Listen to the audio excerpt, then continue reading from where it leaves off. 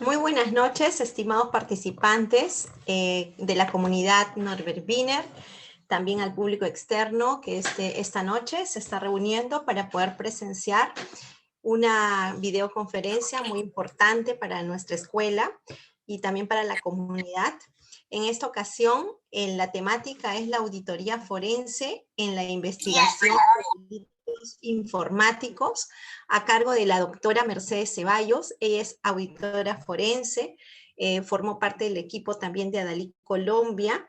Además es capacitadora en auditoría forense para el Cuerpo Técnico de la Investigación de la Fiscalía General de la Nación de Colombia, especialista en Derecho Constitucional Financiero y Auditoría Forense, capacitadora en Auditoría Forense para el Cuerpo de la Fiscalía Nacional de la Nación, investigadora asociada del Laboratorio de Lavado de Activos y Extinción de Dominio de la Facultad de Jurisprudencia de la Universidad del Rosario. Así que vamos a darle la bienvenida a nuestra invitada. Además de ello, tenemos la presencia de nuestro director, Guillermo Raffo Ibarra, que está también entre nosotros presente. Muchas gracias por asistir. Muchas gracias, Mercedes. Y los dejo entonces para que puedan presenciar esta ponencia. Buenas noches. Muchísimas gracias, Jenny, por esa presentación. La verdad es que me siento muy honrada de poder estar acompañándolos esta noche y bueno, tenemos una hora para poder compartir esta experiencia que llevamos haciendo desde hace más de 10 años en la labor de la investigación en diferentes ámbitos en Colombia y bueno, poder compartir con ustedes. De acuerdo a la dinámica, tendremos al final una ronda de preguntas, entonces lo dejaremos así entonces para el final. Voy a iniciar a compartir el material, creo que esto también lo vamos a poder tener, pues ustedes lo van a poder tener a través de la universidad. Déjenme ver si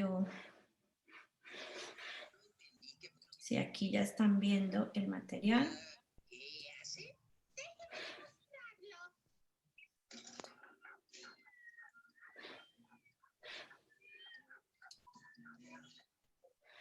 ¿Pueden ver mi pantalla?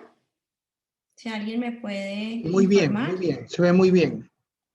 ¿Está perfecto? Perfecto.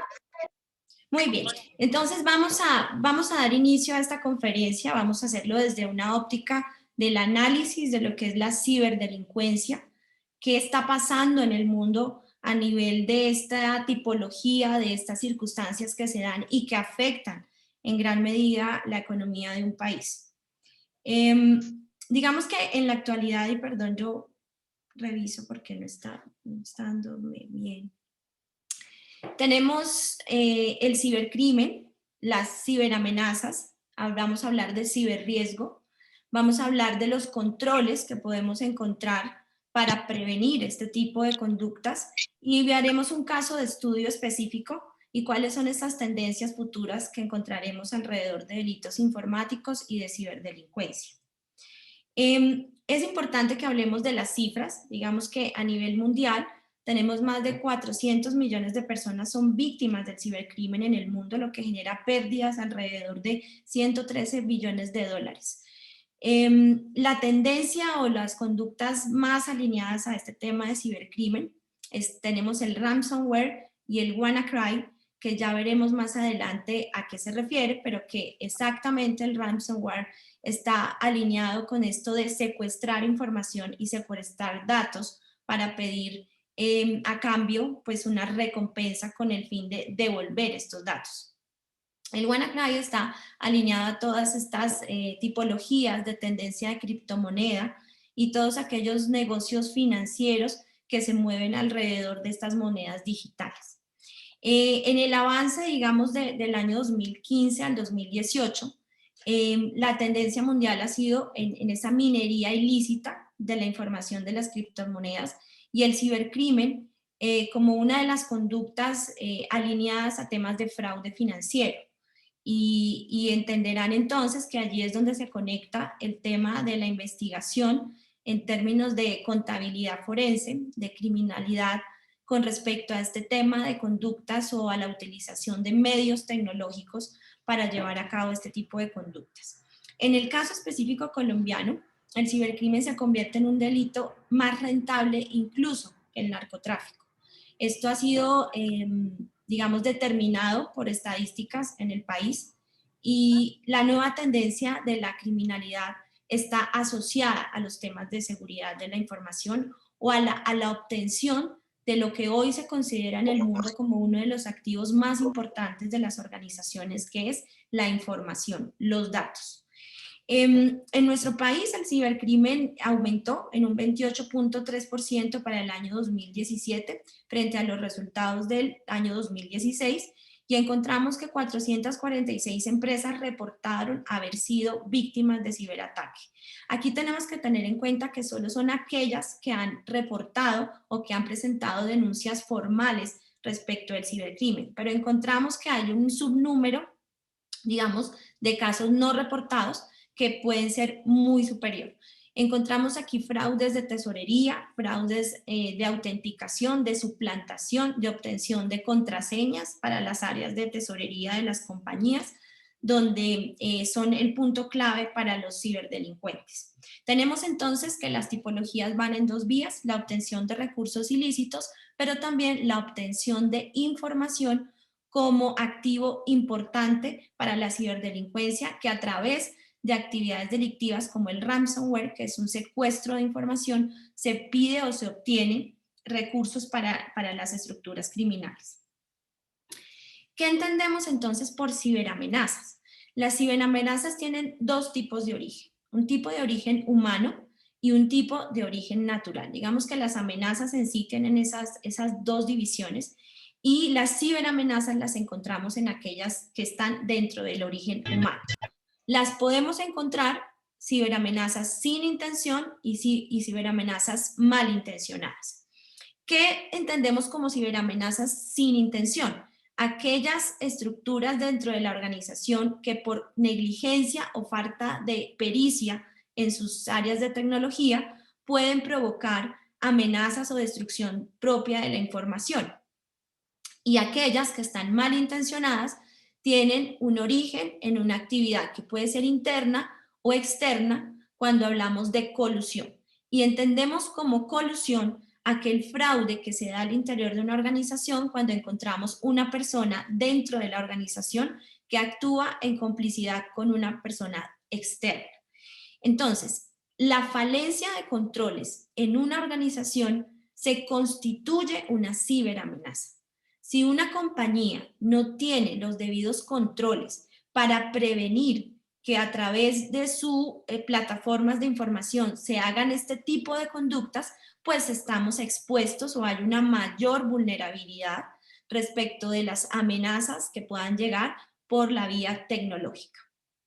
Entonces tenemos hasta aquí que estas ciberamenazas que son malintencionadas, que tienen un origen interno o externo en la organización, son producto de las fallas de control, de no conocer cuáles son esos riesgos que encontramos en los sistemas de información, en los medios tecnológicos y que son hoy por hoy la nueva tendencia de las cibercriminales para poder actuar. Sobre todo, esto ha incrementado hacia el año 2020 por el tema de pandemia y la obligación, digamos, a raíz de las disposiciones normativas mundiales respecto del trabajo en casa, del respecto del trabajo a través de los medios virtuales, se ha incrementado exponencialmente estas vulnerabilidades para las organizaciones. Si bien es cierto, dentro de los controles que regían antes de pandemia, estas ciberamenazas se contemplaban mecanismos de control, a raíz de la pandemia se multiplicaron los riesgos. ¿Por qué? Casi todos estamos trabajando desde nuestros hogares y desde allí las plataformas tecnológicas no dan la misma cobertura que tenían, digamos, de manera física para las organizaciones antes de pandemia. Esto obligó a que las empresas grandes migraran a tener unos modelos de control a través de la nube que pudieran precisamente controlar estas ciberamenazas desde cada una de las casas de las personas que estaban trabajando y que debían permanecer en ellas por el tema de pandemia. Sin embargo, esto no es desconocimiento, genera unos costos importantes para las organizaciones, por lo cual muchas de las empresas no estaban preparadas para poder adecuar sus sistemas de gestión de información para ser utilizados a través de sitios IP o direcciones IP diferentes a las del sitio de la empresa. Por esto, el riesgo ha aumentado y las ciberamenazas el año pasado, a finales de 2020, incrementaron exponencialmente respecto de las vulnerabilidades de los sistemas de información. ¿Qué tipo de conductas podemos ver de las más relevantes con relación al tema de estas tipologías que se dan en los delitos informáticos? Entonces encontramos el ransomware, que como les decía, es una modalidad de pedir una extorsión a una persona, puede ser natural o jurídica, para que a través de un pago con criptomonedas, porque está la tendencia de este tipo de conductas es de manera internacional, lo cual dificulta la investigación de este tipo de delitos. La organización criminal puede que no esté en Perú, pueda que no esté en Colombia, pueda que funja o que participe desde la India, desde la China, digamos, porque no tenemos un espectro físico, sino que se puede operar desde cualquier parte del mundo, y de allí la problemática desde el punto de vista de investigación para poder hacer rastreo de este tipo de conductas. ¿No? ¿Perdón? No, yo vi medio, sí. Perdón, continúo.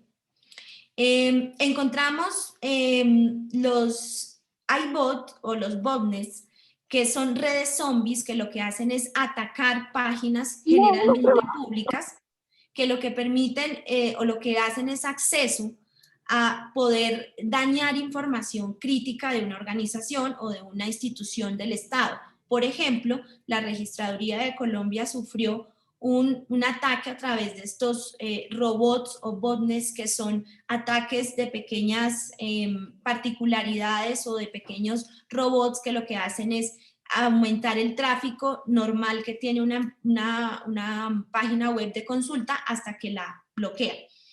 En este caso se han presentado muchos de este tipo de ataques con todo el tema de información sobre el tema de pandemias y procesos de vacunación. Es por esto que las empresas o las entidades más vulnerables a este tipo de ataques son las entidades del Estado, que precisamente tienen un alto tráfico con sus usuarios finales.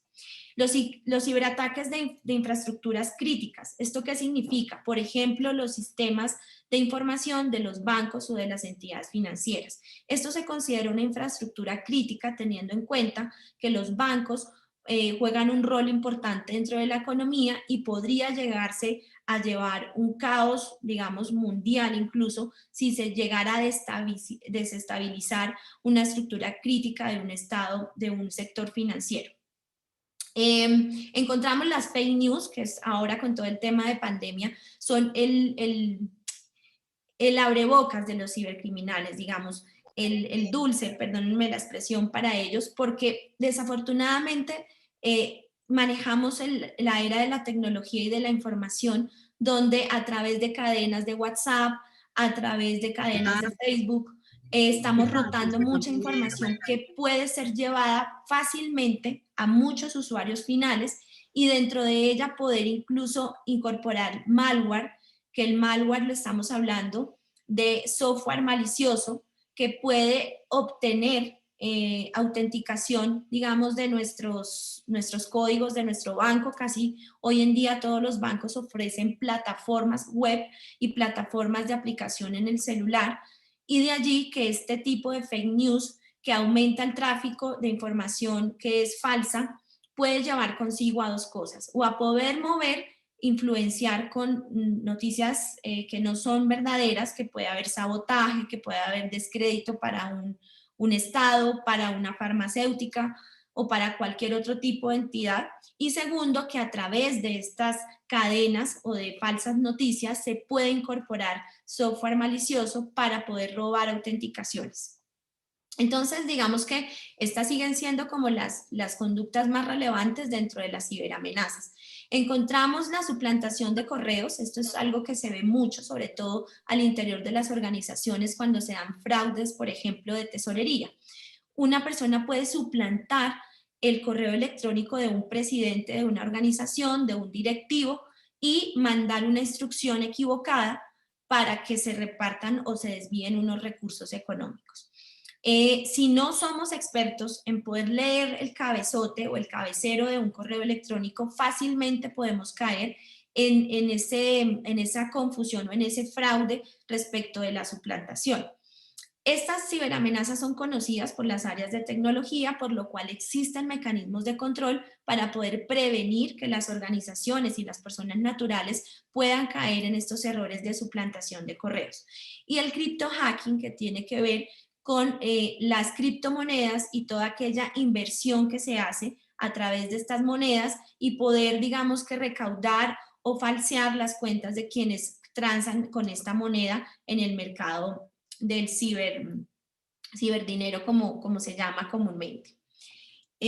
Pasemos entonces a decir que una de las ciberamenazas más importantes, como lo he venido diciendo, es el ransomware, que es el secuestro de información.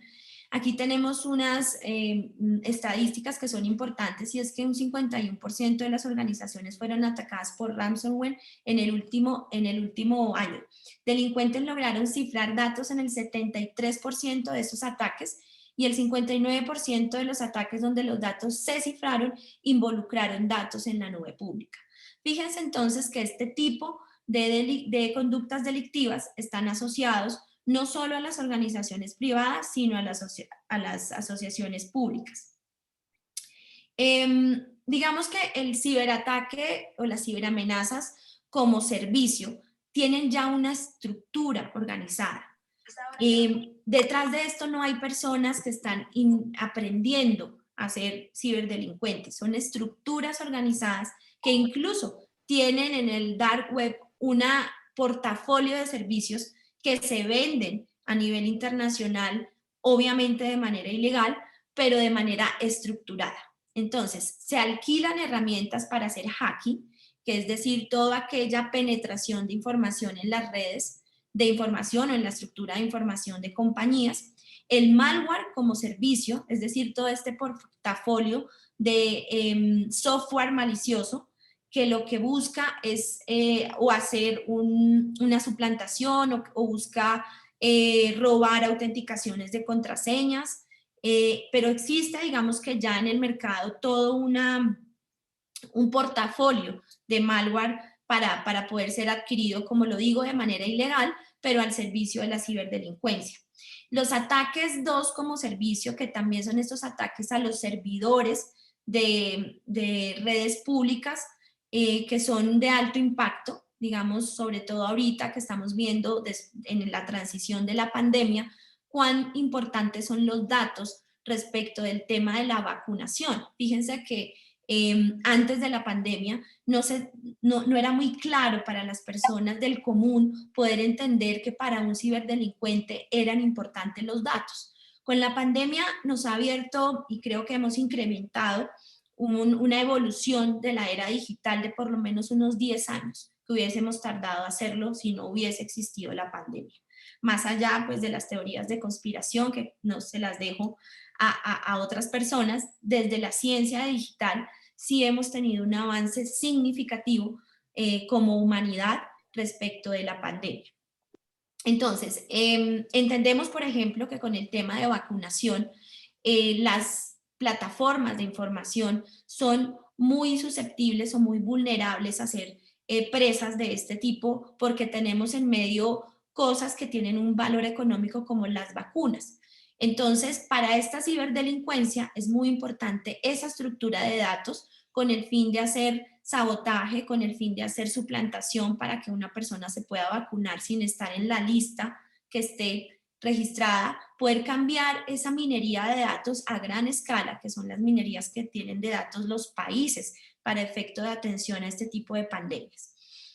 Los alquileres de los botnets, que son estos robots que pueden hacer tráfico alterno en páginas importantes del Estado, también. Y por último, la venta de datos personales como los datos de tarjeta de crédito, de ubicación geográfica, de estado de salud, que todos estos son vendidos a las áreas de marketing de muchas organizaciones que lamentablemente compran este tipo de información para hacer campañas publicitarias. Digamos que el phishing es una tipología por medio de la cual las personas son engañadas para caer en un malware. Aquí nosotros en Colombia, y lo digo coloquialmente cuando hacemos las clases, somos muy curiosos. El ser humano es curioso por naturaleza y esta es una de las herramientas que utiliza la ciberdelincuencia. Muchas veces nos llegan correos que no tienen nada que ver con nuestra actividad diaria o con nuestro perfil y sin embargo le damos clic.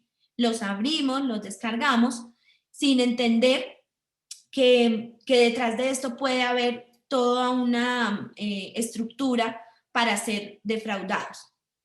Entonces, generalmente como lo vemos en la gráfica, se puede hacer un dominio de un remitente falso. En un asunto del correo electrónico se solicita generalmente que se haga algo urgente, que usted realice una transferencia de fondos, seguramente plagiando un correo institucional público, por ejemplo, del tema de impuestos del Estado o del tema de la Fiscalía General de la Nación. Mucha información que las personas, si no conocen que pueden haber este tipo de tipologías, pues caen fácilmente en poder creer que ese correo es un correo de verdad y nos encontramos frente a un tema de suplantación. A nivel de Colombia tenemos estadísticas para el año 2019, porque las de 2020 no se han cerrado, pero he tenido conocimiento que se multiplicaron respecto del año 2019. Encontramos 381 casos que han sido reportados donde se han suplantado los gerentes de las empresas, dando instrucciones a personas de la misma compañía para hacer transferencia de fondos, transferencia de activos y finalmente las personas pues creyeron que el correo era auténtico y procedieron a hacer los pagos. ¿Cuáles son esas cifras de cibercriminalidad que manejamos desde Colombia y desde el entorno que podemos compartirles para que ustedes en Perú puedan ver ese escenario? Nosotros tenemos una estructura que ya veremos más adelante, que es una gestión sobre cibercriminalidad como política pública y hay unas entidades encargadas de la recepción de todos este tipo de denuncias. Es un cuerpo técnico de investigación que está preparado y facultado para poder llevar a cabo estas investigaciones. Actualmente, el 45% de las denuncias se hacen por canales virtuales y en el transcurso del 2009 se han reportado 28.827 incidentes de ciberseguridad empresarial en el país. Fíjense que esto es una cifra bastante alta y eso, como les digo, que hay un subnúmero que no está reportada ante la Fiscalía General de la Nación. Desde el año 2017 a octubre del 2019 se reportaron 52.901 denuncias, de las cuales se tiene la información que el mayor de estas denuncias fue por hurtos que se realizan a través de medios informáticos, seguido por el robo de identidad o suplantación, y las ciudades que más reportó incidentes de ciberseguridad fue Bogotá como capital del país. Con respecto al tema del malware, que es este software malicioso que se incorpora a través de diferentes canales para obtener credenciales de autenticación, se tiene un crecimiento del 612% de los años 2017 al 2019 y el monto, digamos, pagado por este tema está entre los 32 millones y los 160 millones de pesos. La cibercriminalidad se sitúa como una de las economías ilegales más importantes en países cercanos al narcotráfico, como al contrabando, trata de personas o fraudes, entre otros. Fíjense que ya esta modalidad de fraude se equipara a otras que históricamente eran como las más importantes a nivel de utilidades para las organizaciones criminales. Está migrando del narcotráfico, del contrabando, a la criminalidad o cibercriminalidad, que es mucho más rentable en términos económicos para estas estructuras criminales. ¿Qué tenemos nosotros en materia de prevención? Tenemos un documento COMPES, que es el documento por el cual, a través de la política de Estado, la política criminal, se hacen unas recomendaciones por ser partícipes del convenio de la OCDE a partir del 2016. Tenemos unos compromisos de financiación al interior del país para llevar a cabo programas de prevención en ciberseguridad o en ciberprevención. Ese COMPES, desde el año 2001, tiene una política nacional de ciberseguridad que está alineada con el Ministerio de Telecomunicaciones en nuestro país. En nuestro país tenemos ley de delitos informáticos como tal, que incluyó los delitos en el Código Penal nuestro a partir del año 2009. Ustedes en Perú lo tienen con la ley 396 del año 2013. A partir de ese año se incorporan los delitos como una conducta penal reprochable que tiene un componente de cibercriminalidad. Digamos que a nivel internacional tenemos el Convenio de Budapest, en el cual se habla de 3 aspectos importantes: la confidencialidad de los datos, la integridad de los datos y la disponibilidad. La confidencialidad totalmente alineado con las leyes de protección de datos y que los países tengan una regulación al interior para poder proteger esos datos que son sensibles y que son importantes para la comunidad. La integridad de la información es que la información pueda ser utilizada a través de minería de datos con fines lícitos y económicos y que sirvan de apoyo a la gestión tecnológica y de innovación de un país. Y la disponibilidad, que tengamos acceso a ese tipo de información en el momento que se requiera. Una vez más, pongo el ejemplo de la disponibilidad con el tema de la pandemia, de la información, que esta información sea confidencial, su historia clínica, quién ha sido vacunado, cuándo ha sido vacunado, la integridad de esa información, y es que los datos estadísticos que se revelen a través del Estado sean confiables, y la disponibilidad, que esa información no se pierda ni sea vulnerable a ataques informáticos para que pueda servir de enlace, o por ejemplo en este tema de pandemia, para llegar a modelos efectivos de vacunación.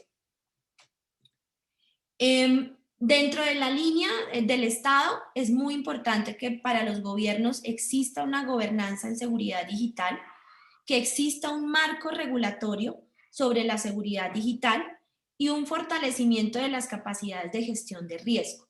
Lo veíamos anteriormente y entendemos que las ciberamenazas están allí, son cambiantes. Luego se requiere, para poderlas gestionar, un modelo de prevención de riesgos. Esto, digamos, alineado a las normas técnicas como la norma 27001, la ISO, que está relacionada directamente con temas de seguridad de la información, nos invitan a gestionar estas ciberamenazas desde la gestión y la óptica del riesgo.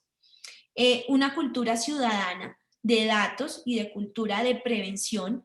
Es muy importante que nosotros no entreguemos nuestra información financiera o nuestra información de seguridad a todo el mundo, que tengamos unas claves con un nivel de seguridad importante, que no sean obvias para la ciberdelincuencia, que sí está muy alineada en leernos, en detallarnos para saber cómo llegar a hacer esa afectación en nosotros a través de medios digitales.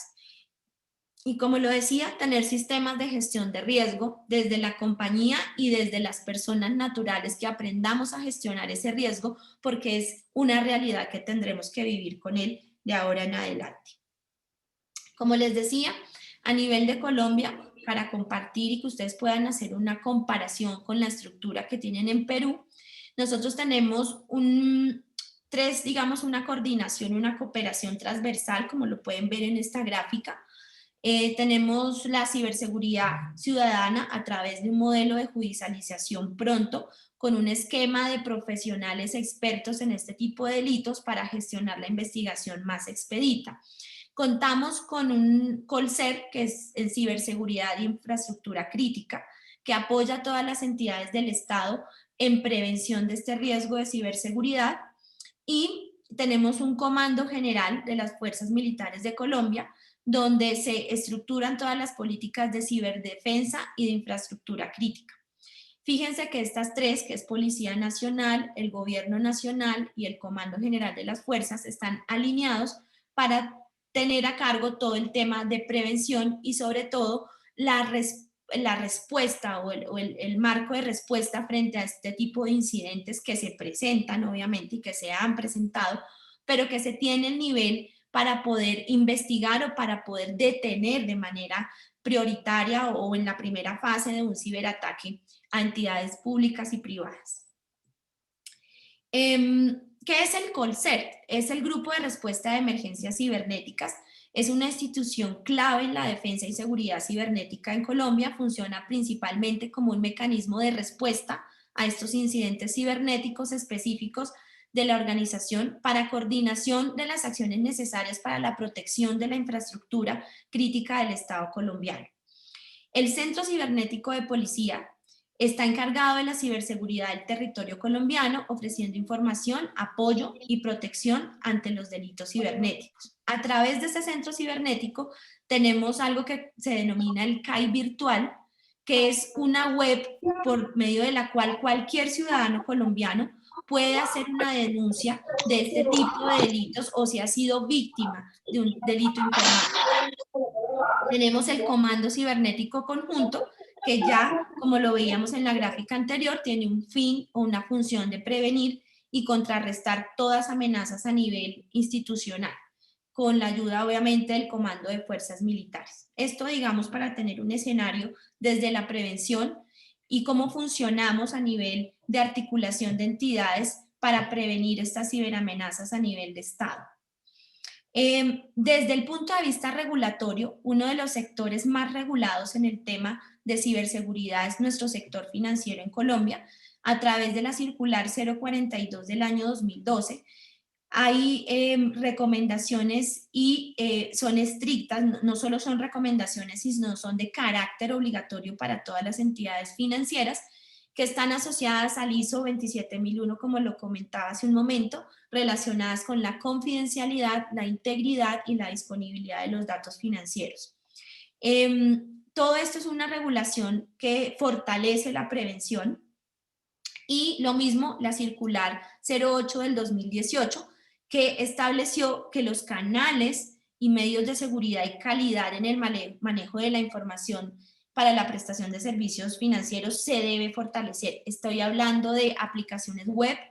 Todas estas deben tener un contenido de prevención alto para salir al mercado, y ninguna aplicación en Colombia del sector financiero puede salir al mercado sin haber pasado un filtro que lo hace la Superintendencia Financiera, donde controla de manera específica a través de los lineamientos del estándar ISO 27001 todo el tema de prevención y gestión de riesgo. También tenemos la circular 07 del 2018, por la cual se imparten requerimientos mínimos en gestión de riesgo de seguridad de la información y ciberseguridad. Bueno, digamos que lo más importante, y aquí ya vamos entrando también en materia, de cómo abordar una investigación de delitos informáticos. Digamos que tenemos un marco base sobre ciberseguridad que lo podemos ver en esta plantilla. Lo primero que debemos hacer es identificar como una gestión de ese riesgo, identificar cuáles son los activos de mi organización o de mi entorno de negocio para yo tener una estrategia clara sobre un modelo de controles a través de una gestión de riesgo. ¿Para qué identifico yo los riesgos de ciberamenazas o delitos informáticos? Con el fin de proteger ese control de acceso, por ejemplo, que se tiene en un sistema de información, la formación y concientización de los usuarios finales de no abrir correos no deseados, de no exponer, digamos, su información de claves en un entorno no seguro, formar a las personas en temas de seguridad de datos, protección, que tiene que ser perimetral o una protección física desde los sistemas de información, mantenimiento a esas protecciones y sobre todo una innovación constante en el tema tecnológico. Y llegamos al punto de la detección. Es necesario que monitoreemos estos sistemas de prevención de riesgo con el fin de identificar esas falencias o identificar qué sucede en caso de que falle algún tema de proceso de control y se dé un evento de riesgo en materia de delitos informáticos.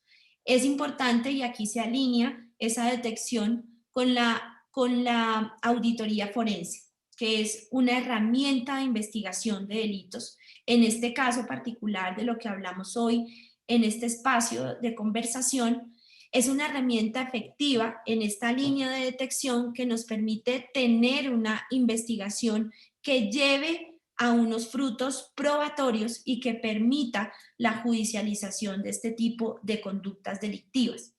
Es necesario tener en cuenta que como las conductas son de carácter tecnológico, es necesario la formación de los auditores forenses en materia de delitos informáticos. Generalmente, la auditoría forense es una herramienta de investigación interdisciplinaria donde actúan diferentes profesionales. En este caso, pueden ser contadores para la revisión de toda la parte económica y financiera. Pueden ser, perdón, ¿alguien me estaba hablando? Pensé que alguien había pedido la palabra. Bueno, entonces retomando, es necesario que este equipo interdisciplinario esté dotado de una formación importante respecto de varios tópicos dentro de la investigación. Por ejemplo, si un fraude de tesorería que ha desviado recursos importantes de una organización, se requiere alguien que esté formado en contabilidad forense para poder validar qué monto se fue, qué impacto tiene dentro de la organización. Pero si adicional ese fraude se hizo a través de medios tecnológicos, es muy importante poder rastrear, recuperar esa evidencia y poder entregarla a un proceso de judicialización.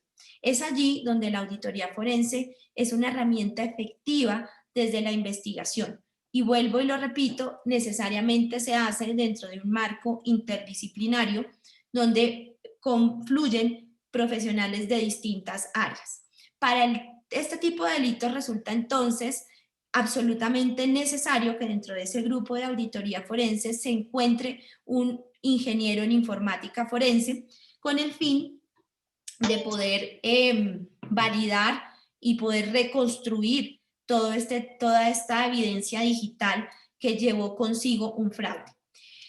La segunda parte es, una vez detectado, cómo respondemos frente a un ciberataque. Si una compañía ha sido víctima de un ransomware, ¿qué debo hacer? ¿Cuál es mi plan de respuesta? Debo tener un plan de comunicación y una mitigación de ese impacto. Fíjense que si un banco, una compañía del sector textil, una compañía del sector público es atacada a través de un ransomware o de un malware para obtener datos, pues es necesario tener un plan de respuesta.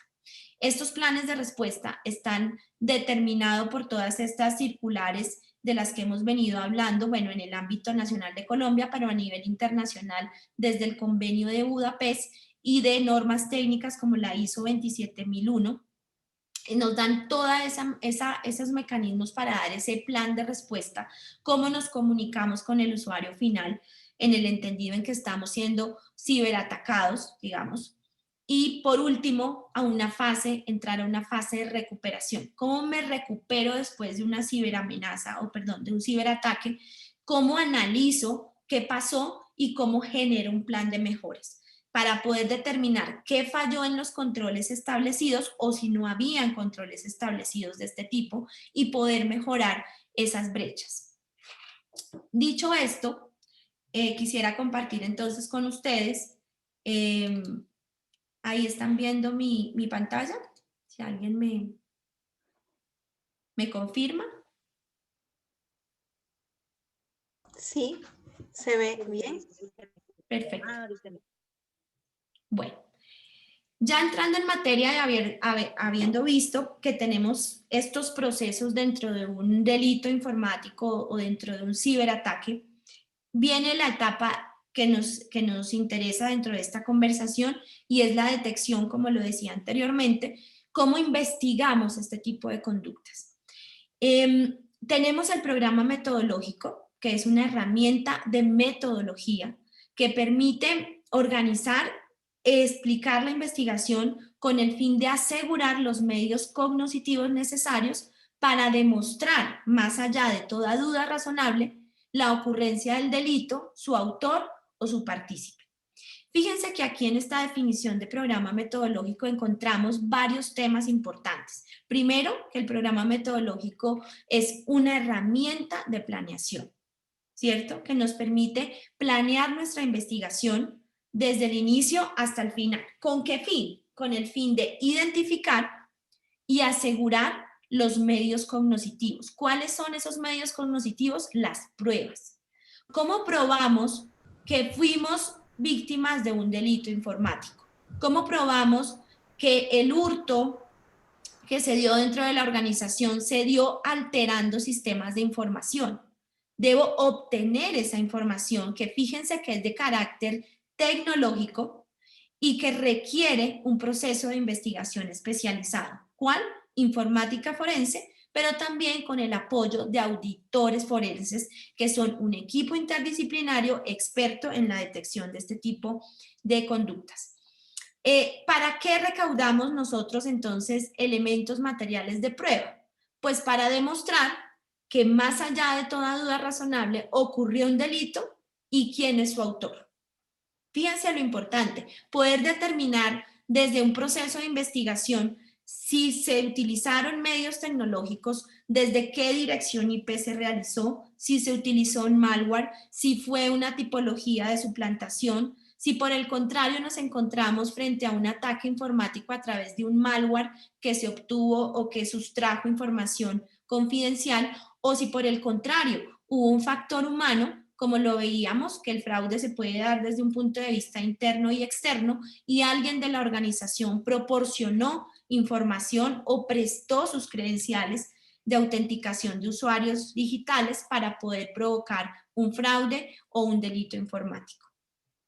Tenemos entonces que el programa metodológico debe entenderse como un instrumento para proyectar una actividad investigativa, utilizado por el equipo constituido generalmente por un fiscal y los servidores de policía judicial asignados. En Colombia, nuestro código nuestro código de procedimiento penal permite que una persona natural o jurídica que ha sido víctima de un delito pueda investigar de manera privada este tipo de conductas. ¿Esto qué significa? Que existen laboratorios forenses privados que investigan este tipo de conductas porque la Fiscalía General de la Nación, con esas cifras que vimos, que antecedieron la presentación, pues se imaginarán ustedes que se queda corta de recursos para poder investigar todo este tipo de conductas. Se requeriría un cuerpo de investigación muy robusto que lamentablemente no lo tenemos hoy. Por eso se ha dado lugar a que desde el punto de vista privado existan este tipo de auditorías forenses, de investigación de laboratorios que permiten hacer todo este proceso de investigación. Decimos entonces que el programa metodológico es una herramienta de trabajo que puede organizar y sustentar una investigación y sobre todo que da lugar a un peritaje en el caso de los delitos informáticos para ser absolutamente técnico y determinante en la trazabilidad de lo que fue y ocurrió frente a un delito informático. Por eso, y de allí la importancia de que este tipo de conductas delictivas, como los delitos informáticos, requieran necesariamente cuerpos de investigación capacitados y altamente capacitados, teniendo en cuenta que las estructuras criminales hoy en día son expertos en cibercriminalidad.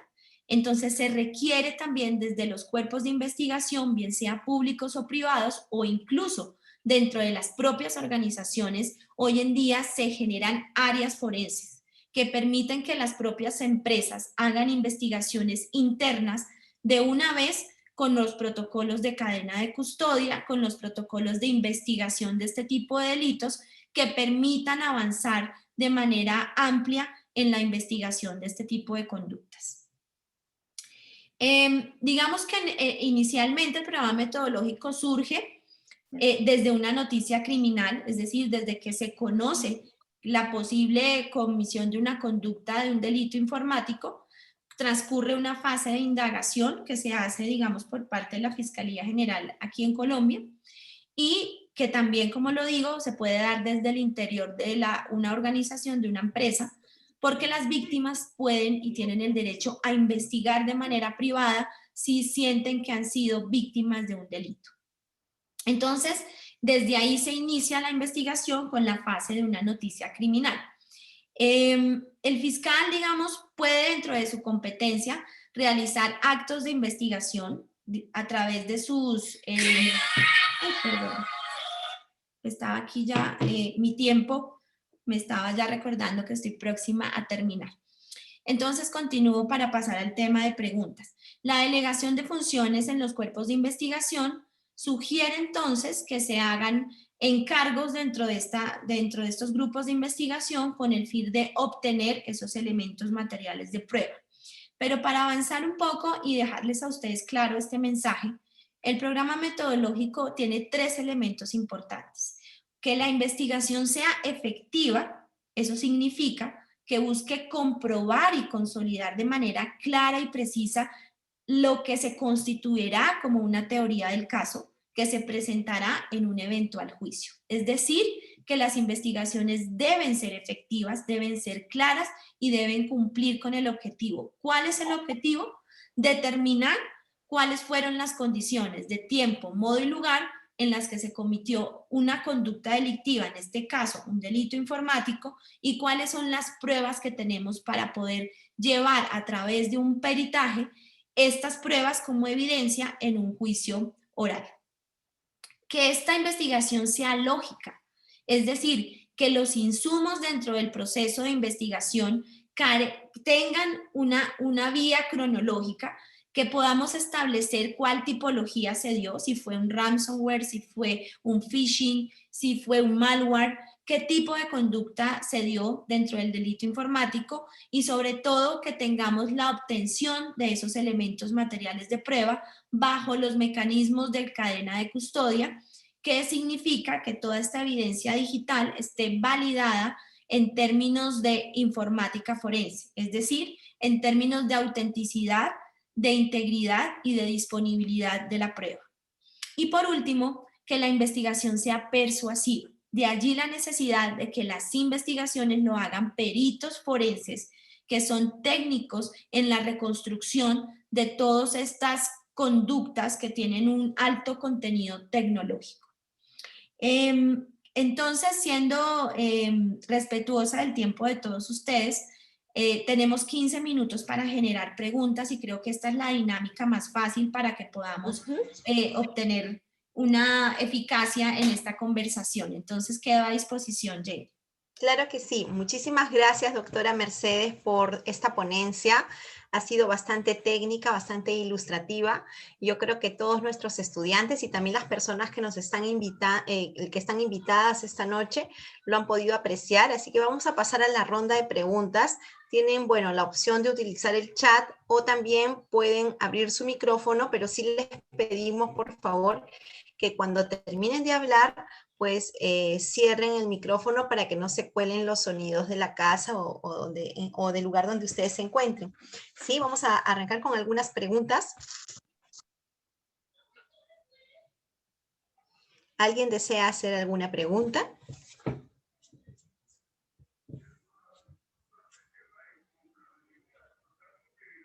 Sí.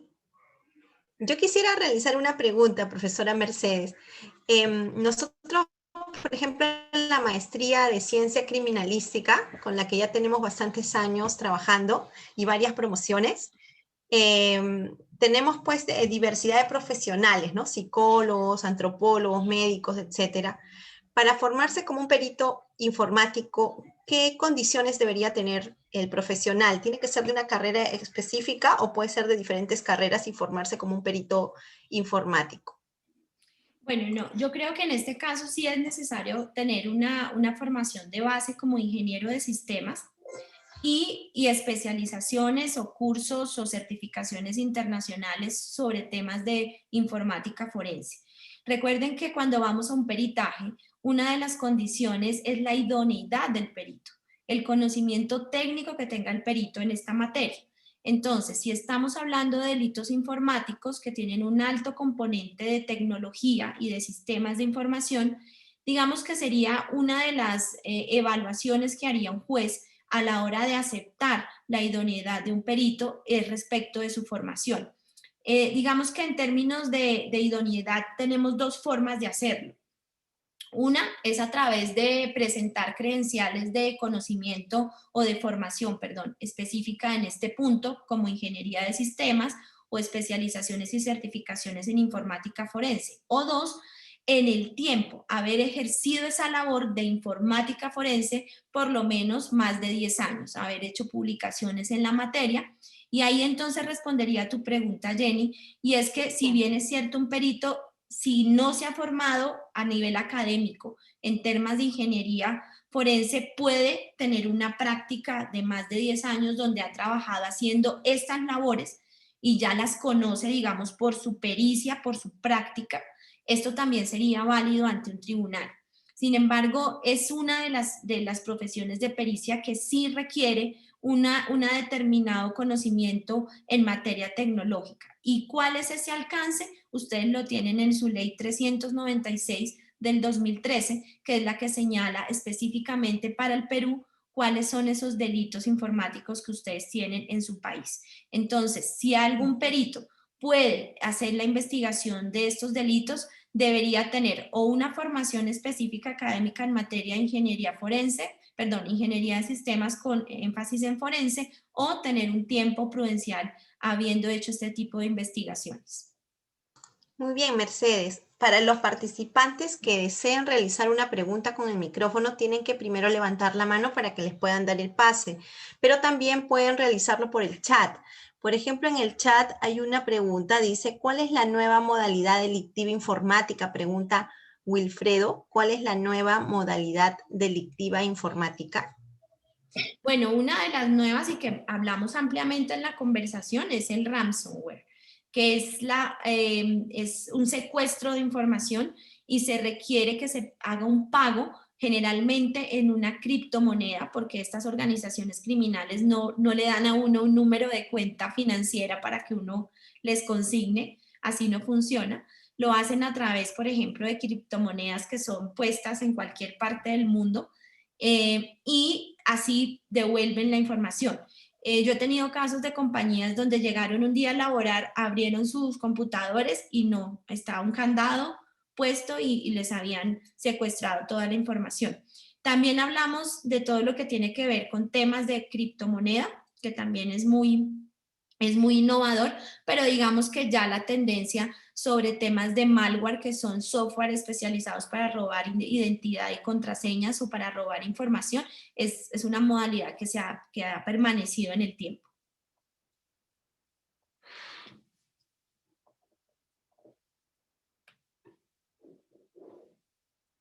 Loli Herrera está alzando su mano. Productos que quieres comprar. Acércate a los módulos de... Loli. Loli, ¿tienes acceso al micrófono? Buenas noches. Buenas noches. Buenas noches. Tú eres Carlos Vidaurre, ¿verdad? Carlos Vidaurre. ¿Sí?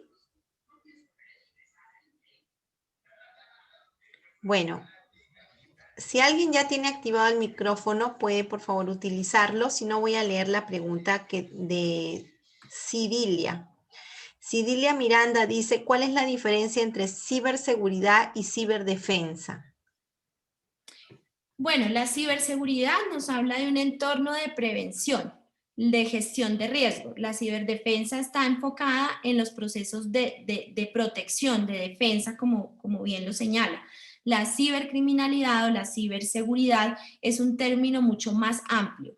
La ciberdefensa trata específicamente de cómo respondo al ciberataque. Si vieron la diapositiva que tenía unas fases de la ciberseguridad, la ciberdefensa está específicamente relacionado con todos esos controles o mecanismos para prevenir el tema de la ciberdelincuencia o la ciberamenaza, y la ciberseguridad nos da un amplio espectro, desde la prevención hasta la detección y la respuesta después de un ciberataque. Muy bien. Otra pregunta de Denise Elliott, que es: para realizar un buen desempeño en análisis forense, ¿se debe especializar en seguridad informática o en seguridad de la información? ¿En seguridad informática o seguridad, si hay alguna diferencia de repente? Digamos que es complementaria. La seguridad de la información es la 27001, que es la norma técnica, la ISO, que da las recomendaciones específicas en seguridad de la información, pero la parte forense es específica. Fíjense que la seguridad de la información me habla de la prevención, del sistema de gestión de prevención, pero la forense es un pedacito, y yo no sé si quiero poner esta diapositiva. Yo no sé, Jenny, si ustedes pueden ver todavía mi pantalla o ya no. Sí, sí se puede ver pequeño, pero sí se ve. Espérate. Que no está en modo presentación, pero sí se puede ver. Ahí tal vez, espérate. Muy chiquito. Ahí. Uh-huh. Ahí lo pueden ver. Se ve pequeño. Ve, qué raro. Sí, de repente lo cierras y le puedes dar modo presentación a tu Sí, lo tengo en modo presentación, pero no ok. sé por qué no me dejó. Espérame. O ciérrale la bandeja derecha, en la cruz donde dice formato de fondo, en la mano derecha superior. De la diapositiva. ¿Será que ahí? Nueva función. No, ahí ya te fuiste a la página, a otra página. Ok, espérate a ver si aquí. Ya. ¿Ahí? No, ahí sí. ¿Ahí sí? Está mejor. Ahí Listo. sí, ahí está perfecto. Ajá, Perfecto. ahí está bien. Entonces, esta diapositiva nos puede ayudar mucho a las respuestas, sobre todo a lo que me preguntaron hace un rato sobre la ciberdefensa. La ciberdefensa está relacionada con el cuadro amarillo donde hablamos de detección. Y la ciberseguridad es todo el proceso, desde la identificación hasta la recuperación después de un ciberataque. La pregunta en este momento que me hacían es si un perito debería formarse en ciberseguridad, que es todo este proceso completo, o si debería formarse en informática forense. Para ser perito de investigación se requiere sí o sí tener conocimientos en esta etapa de detección, que es donde yo identifico y levanto las pruebas para poder establecer si estamos frente a una conducta delictiva. Fíjense que entonces, si yo quiero ser perito, debo formarme más en forense que no en ciberseguridad, que es todos los 5 pasos que tenemos en ciberseguridad. Entonces, generalmente, si usted es especialista en seguridad de la información, no es experto únicamente en detección. Puede verlo de manera general, pero si yo quiero un perito experto en investigación, debe ser forense, y la parte forense está en esta etapa de detección. Muy bien, Mercedes. Muchas gracias, doctora. Hay otra pregunta de... Doctora, Perdón, ¿puedo ¿alguien? hacer una pregunta, por favor? Sí, Carlos, adelante. Sí. ¿Qué tal, doctora? Buenas noches. Buenas noches, ¿cómo estás? Muy ilustrativa. Quería hacerle una consulta con respecto a ser un perito forense, en su país. ¿Qué requisitos debe cumplir uno para ser perito forense? Porque es Los dos, ok, ¿algo más? Sí, porque es muy diferente a cómo nosotros nos formamos aquí en Perú. Gracias. Perfecto. En Colombia, para ser perito se requiere, tienes dos formas de hacerlo, como lo decía hace un momento. O tienes acreditaciones de tipo formativo, que pueden ser tecnológicos, profesionales, especialistas o magíster o doctorado. Digamos, toda la línea base es habilitante, es decir, también si es, no solamente es para profesionales, si ustedes son técnicos o en Colombia hay un técnico en informática forense, pero tiene acreditaciones o títulos de certificación como forense, puede presentarse a juicio, puede presentarse en corte. Antes de la última modificación del año 2019, se tenía una lista de peritos en Colombia, pero hubo una modificación a nuestro Código General del Proceso y esto cambió. Esto significa que hoy en Colombia cada una de las partes puede aportar su peritaje. En el tema de delitos informáticos está por un lado la Fiscalía General de la Nación, que tiene su cuerpo de investigación técnico específico de peritos y ellos son peritos del Estado.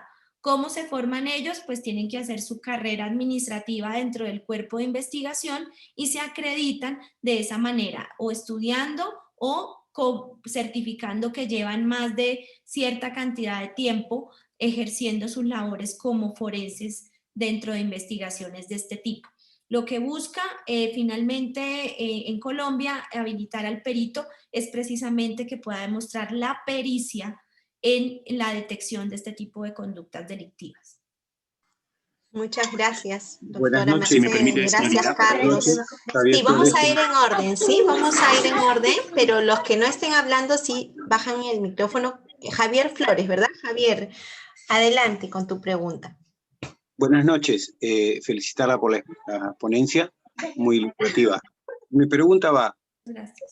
si estamos hablando de un campo de investigación en una escena del crimen, en este caso cibernética, y que ya la tenemos en nuestra actualidad, y más aún con este tiempo de pandemia a través del COVID, el 100% estamos laborando y haciendo comunicaciones por el ciberespacio, y este es un caldo de cultivo para el ciberdelincuente.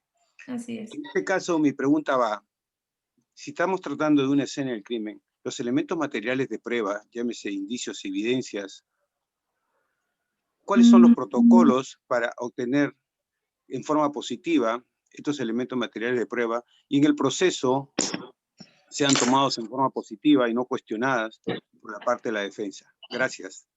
Muchísimas gracias. Muy buena tu pregunta.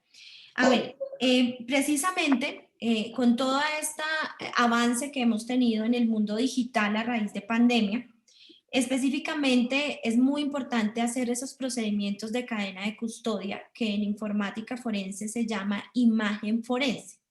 La imagen forense me permite tener una copia idéntica de, bien sea si las traigo de la nube, porque estuve trabajando o se dio este ataque dentro de un ambiente de nube o de un ambiente de servidor dedicado, independiente de dónde haya sido el ataque, es importante realizar esta cadena de custodia que se da a través de un procedimiento de informática forense que se llama imagen forense, que lo que busca es y la integridad, la disponibilidad y el carácter íntegro de esa información.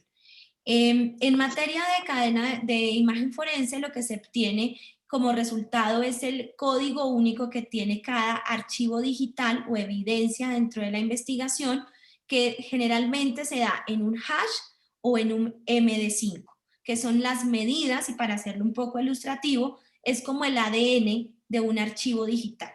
¿Eso qué me permite? Que en un entorno forense yo pueda determinar que lo que estoy llevando a juicio no se, tenga valor probatorio y no se pueda desestimar su integridad. Ahora, tenemos una problemática y como bien usted lo planteaba, casi que nos convertimos cada una de nuestras casas en una escena, en una posible escena del crimen, en este tipo de ataques o de amenazas o ciberamenazas. De allí que tengamos la responsabilidad, y esto es algo muy importante para las organizaciones públicas y privadas, que quien sería el primer respondiente en términos de cadena de custodia sería el usuario final sobre quien se realice el ataque informático. De allí que se deban establecer protocolos, porque finalmente un usuario final que trabaja en una organización pues no es un perito, cumple sus funciones, pero seguramente está accediendo a un sistema de información a través de su PC en su casa. De allí la necesidad de que se establezcan protocolos internos desde el punto de vista del área de tecnología y seguridad de la información para la respuesta a ese tipo de incidentes. ¿A quién llamo? ¿Quién se despliega? ¿Cuáles son las evidencias que tengo yo? ¿O cuál es la seguridad de que la información que está establecida, por ejemplo, en un portátil o en un PC de escritorio, guarde las características sin que me vaya a dañar la información? Una de las recomendaciones que siempre hacemos en este tipo de escenas de crimen es no apague el computador, porque hay información allí que puede ser relevante para la investigación. Entonces, fíjese cómo es necesario que las empresas públicas o privadas activen protocolos de respuesta a incidentes informáticos. Muchas gracias, doctora Mercedes. Gracias, Javier, por tu intervención. Creo que Loli ya puedes utilizar el micrófono. Loli Herrera, que quería hablar hace un momento, quería realizar una pregunta. Sí, muchas gracias. Buenas noches a nuestro ponente y gracias por la respuesta y la ponencia que estuvo bastante clara. Bien, mi pregunta es basado al informe pericial propiamente. Bueno, acá en el Perú y bueno, en otros países se sabe que no todo peritaje pues termina finalmente validado o finalmente trayendo un resultado positivo como es una condena al delincuente. Muchas veces hay peritajes que no proceden por defectos X, que en el caso, por ejemplo, de delitos contra la administración pública, muchos peritajes caen porque la pericia no fue de pronto llevado a cabo con mucha acuciosidad de determinado hecho, ya sea de carácter contable, administrativo, etc. En el caso particular, en Colombia, ¿cuáles son las problemáticas comunes que se presentan para que tal vez algún peritaje no termina siendo un peritaje bastante duro o que nos pueda dar un resultado positivo, ¿no? Entonces, siempre hay una problemática común que se presenta en todo tipo de peritajes. ¿Cuál sería en el caso de Colombia? Gracias por la respuesta. Bueno, no, a usted por la pregunta tan interesante. Yo lo primero que debo decir acá es que nosotros tenemos un problema estructural grave. Y más allá de que se presenten problemas en la discusión meramente probatoria dentro del dictamen pericial, es que nuestro sistema judicial está absolutamente, tiene una carga muchísima, nuestros fiscales tienen una carga excesiva de casos y obviamente no dan abasto para poder investigar todas las conductas delictivas, por ejemplo, en el tema de delitos informáticos. Ustedes veían las cifras que les expuse anuales. Entonces no contamos inicialmente con todo el cuerpo de investigación necesario para poder llevar a cabo una investigación. De allí que las empresas privadas tengan una oportunidad de apoyar a las víctimas en este tipo de investigaciones. Ahora bien, superando esa primera fase que es de infraestructura respecto a los cuerpos de investigación, ya desde el punto de vista práctico del peritaje, lo que vemos es que en la elaboración del propio dictamen se pueden presentar inconsistencias de tipo de interpretación y seguramente que esto lo digo yo porque soy docente de muchos de estos peritos y que se los digo siempre en clase, que por ser tan técnicos dejan de ser claros. Dejan de ser claros. Son informes demasiado técnicos y engorrosos que no son fáciles de digerir para un juez. Lo primero que tiene que tener claro un perito es que debe ser claro porque quien le va a tomar una decisión respecto de su peritaje no es un par, es decir, no es un ingeniero. Entonces, es importante que los peritos no dejen de ser técnicos, pero que sus conclusiones sean en términos probatorios. De las cosas que más encuentro de debilidades en los informes son sus conclusiones. Las conclusiones suelen ser ambiguas, que dejan al juez más que con una luz, que es lo que le debería dar el perito, lo dejan en un escenario de no entender qué pasó. Y recuerden ustedes que por principio del derecho penal, pues si la carga de probarla tiene la Fiscalía General de la Nación en el caso colombiano, no logra probar que esta persona cometió una conducta penal, pues el principio es que toda persona será inocente hasta que se le demuestre lo contrario.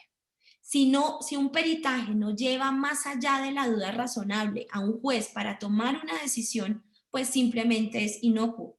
De allí que es muy importante que aunque este tipo de conductas delictivas sean de alto carácter técnico, tanto el procedimiento en el informe como sus conclusiones tengan una línea probatoria.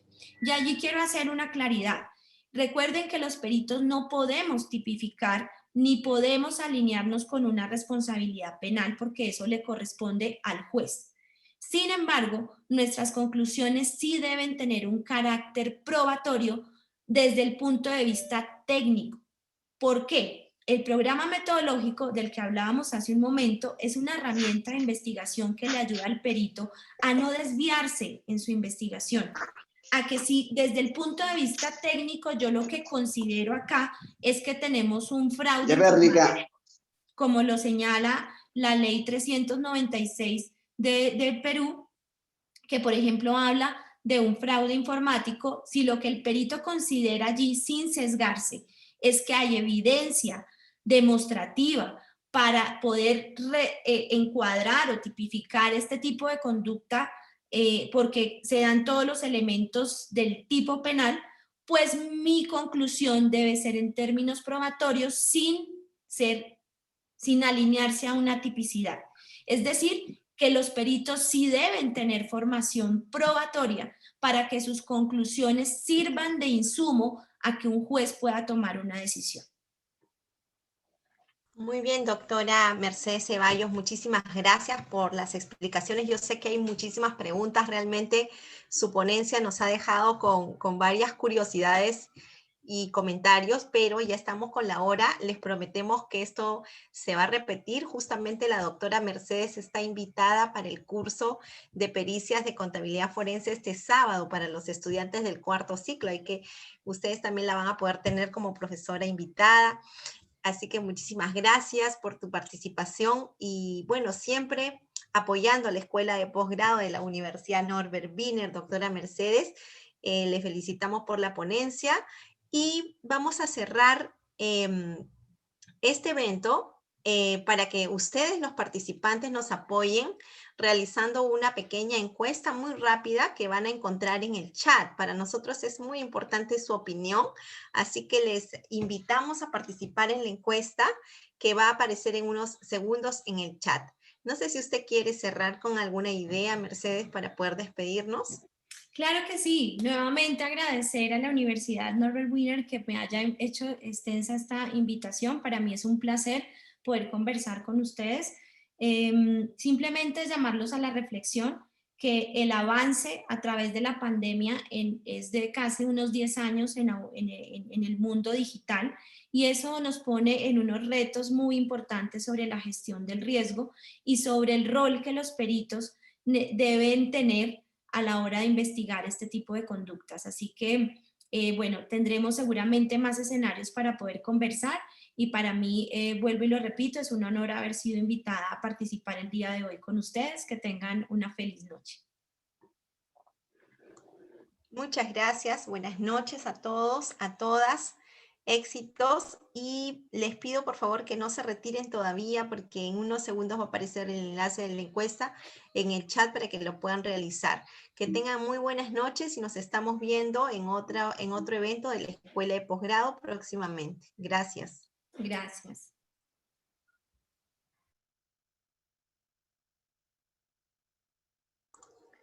Sí, la presentación la vamos a pasar a nuestros estudiantes, ¿sí? De la maestría en Ciencia Criminalística. Gracias.